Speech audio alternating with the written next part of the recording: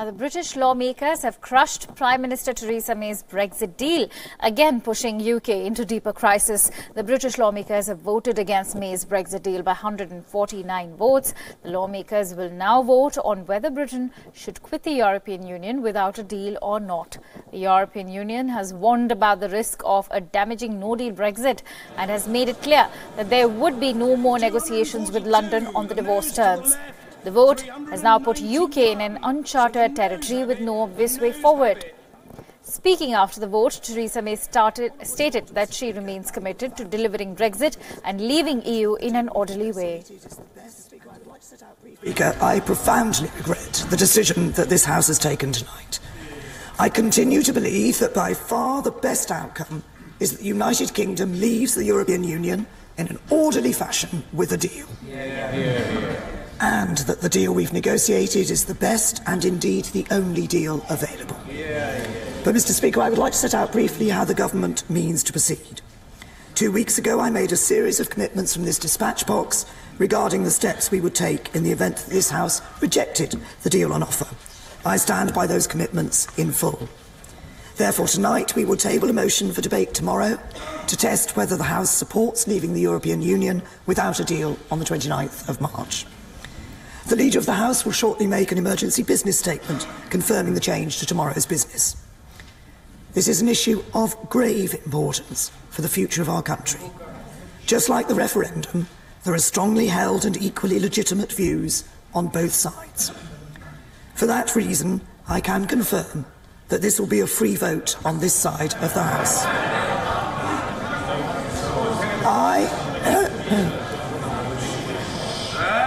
I have personally struggled with this choice, as I'm sure many other honourable members will.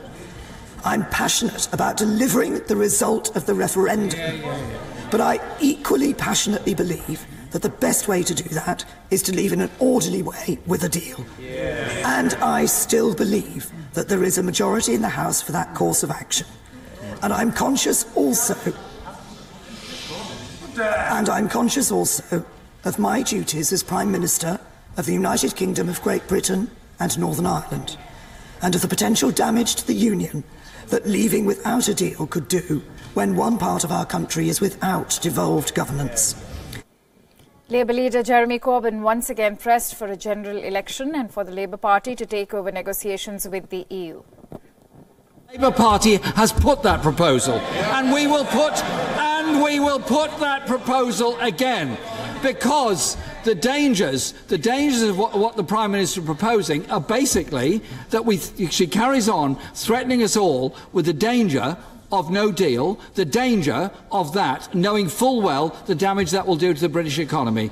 This party will put forward our proposals again, which are about a negotiated customs union, access to the market and protection of rights. Those are the ones we'll put forward. We believe there may well be a majority for them, but there will also be the potential of negotiating them. The Prime Minister has run down the clock, and the clock has been run out on her. Maybe it's time instead we had a general election and the people could choose who their government should be.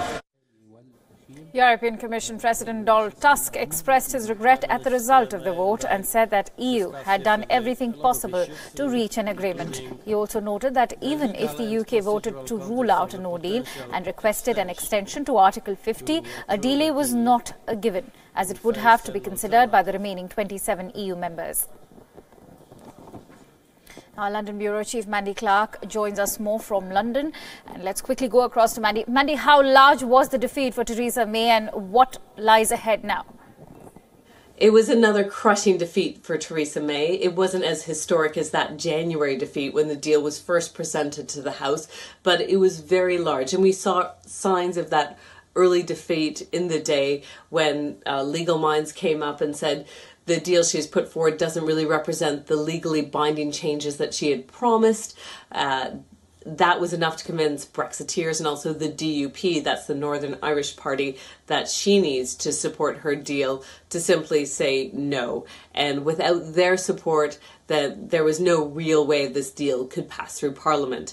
So what's next? We will see a vote now on a no-deal Brexit. So she is allowing the House to decide whether they want Britain to leave the EU without a deal or not.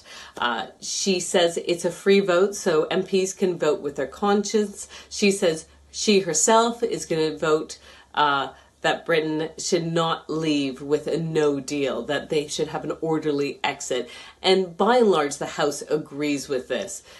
Most people believe that a no deal situation is bad for the economy in Britain.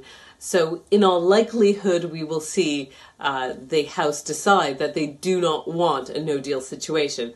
If that's the case, the very next day on Thursday, there will be a vote for the extension of Article 50, which simply means they will turn to Brussels and ask for more time to negotiate. Now, it's up to Brussels if they want to grant Britain that extra time. So still, even though they might not want a no-deal situation, Brussels may say no, and they might end out crashing out of the European Union. So it's still unclear, even after this defeat, exactly what we can expect by the end of the month. And the end of the month is when Brexit is due to take place, when Britain and the EU are supposed to part ways. All right. Okay, Mandy, now following the defeat of the vote, now what is the mood of the British public on this latest round of voting? The public mood in Britain is pretty sour. There is an enormous feeling that the politicians are not working together and they are just out to frustrate the Brexit process.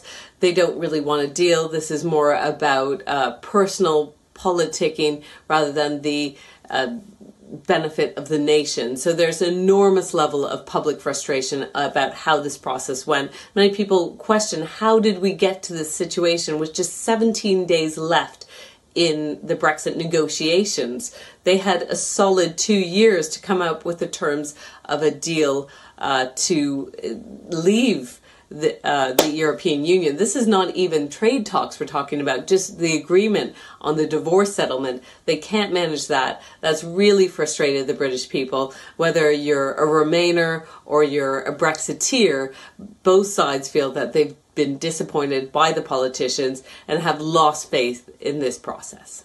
It is indeed a frustrating moment for the UK, but we will continue to track the latest developments on Brexit. But thank you so much, Mandy Clark, for bringing us the latest on Brexit from London.